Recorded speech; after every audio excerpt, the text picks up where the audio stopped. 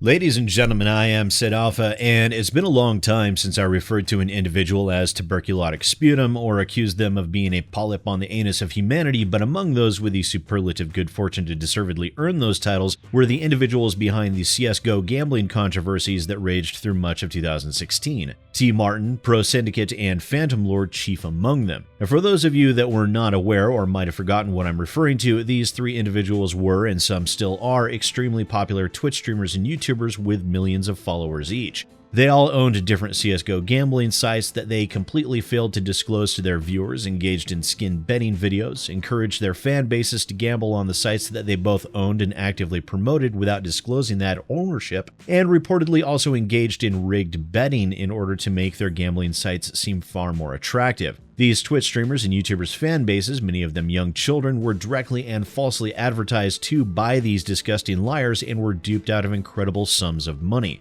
Now, once they were found out, a deluge of publicity opened up the CSGO online gambling scene, forcing Valve to issue a cease and desist against any such sites that might potentially land them in legal hot water along with the gambling site owners. In the aftermath, we were also treated to the now infamous T. Martin non-apology video where he showcased his house that was paid for by his ill-gotten gains and even brought his dog into the video in a pathetic attempt to seem more human. Now, make no mistake, anyone that would willingly abuse their viewer base in such a way are the epitome of the term scum, and they are some of the few individuals on the face of the planet that I have no qualms showing complete and unending disdain for. As a YouTuber myself, I found their actions to be thoroughly repugnant, and if it were up to me, their channels would be completely shut down. Well, Phantoml0rd, the owner of the site CSGOShuffle, did see his YouTube channel and Twitch channels shut down by those platforms for violating their policies on multiple occasions, essentially ending his career, and not a moment too soon. As a result of this, James Varga, aka Phantoml0rd, decided to sue Twitch in February of this year, claiming that his channel was suspended for, quote, unsubstantiated false accusations, and he also alleged that the reason for his termination from the platform was a scapegoat maneuver by Twitch to divert attention from what he claimed to be Twitch's knowingly allowing fraudulent skin gambling to continue unimpeded on other Twitch channels. However, nearly 2 weeks ago, Twitch decided to fire back and filed a cross-complaint against James Varga, asserting that the reality of the situation is not how Varga has depicted it.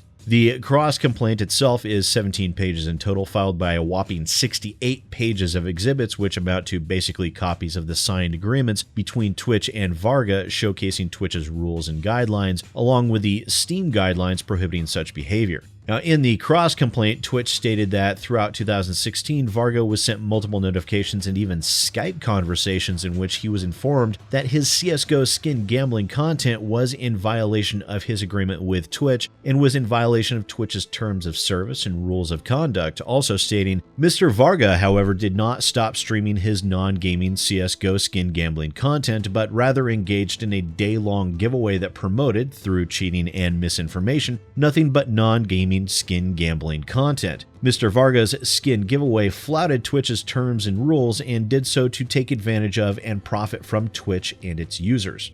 Along with many such statements and examples of Phantoml0rd's violating his broadcaster agreement with Twitch, violating their terms of service, and violating their community guidelines, they stated 4 primary causes of action. The first is breach of contract, also alleging that Varga's ownership of CSGOShuffle defrauded Twitch and its users by enticing them to participate in rigged jackpots and by Varga's promoting potentially illegal gambling activity. The second is breach of implied covenant of good faith and fair dealing, which outlines Varga's scamming his own viewer base, which injured Twitch's right to receive the benefits of the broadcaster agreement. The third cause is negligent misrepresentation, in which Varga misrepresented or outright omitted information about his ownership of CSGOShuffle while he actively promoted the site to his viewers, while Varga engaged in rigging jackpots and manipulating the gambling activity on his site and, quote, using his ill-gotten skins to promote CSGOShuffle on Twitch. The fourth cause they listed is fraud, which again reaffirms the allegation that Varga owned CSGOShuffle, failed to disclose that information to his viewers, actively promoted the site to his viewers, engaged in manipulating the outcome of the gambling on his site, and rigging jackpots. Now, as a result of these allegations, Twitch is seeking the following in relief. Now, firstly, they desire that Varga be found to be in breach of his agreement and terms of service with Twitch, along with a finding that Twitch also has no further obligations to Varga under that agreement. Now, in addition to that, they're also seeking compensatory damages plus prejudgment interest, along with any further compensatory damages to be proven at trial, along with costs of lawsuit, including attorney's fees and expenses, which is pretty average. And in my opinion, well, that should be fairly obvious by now, but I hope Twitch wins this one. You see, what Phantoml0rd and the others did was beyond deplorable. Whether you're a Twitch streamer or a YouTuber, your followers afford you a pseudo-celebrity status that one must always be conscious of and mindful about. While yes, there is the concept of individual agency involved, for many content creators, there is a certain amount of respect and trust that is implied in the creator-viewer relationship. That is, unless you're someone like T. Martin, Pro Syndicate, or Phantoml0rd. A creator's viewers should be able to rely on those they follow to be truthful and honest with them.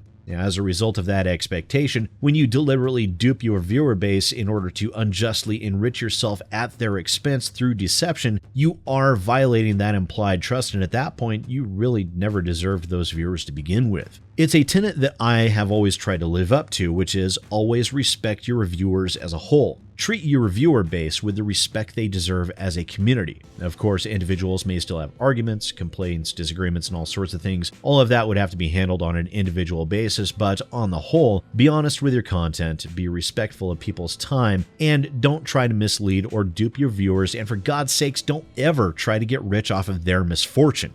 For those reasons and many more, I feel on a moral level that Phantoml0rd needs to have his ass legally handed to him by Twitch. But more than that, if Twitch is able to back up their claims made in this cross-complaint, which I can't see any reasonable path where they couldn't, then I feel from an intellectual standing that Twitch is in the right here. Now, while it is possible that Twitch granted Phantoml0rd far more leeway than they would have to a smaller creator, and while they may have slightly, in part or in whole, turned a blind eye to such actions for a time, there will still never be a reality in which Varga was justified in his actions, and Varga's claims here against Twitch are basically what boil down to two wrongs make a right, which is not the case.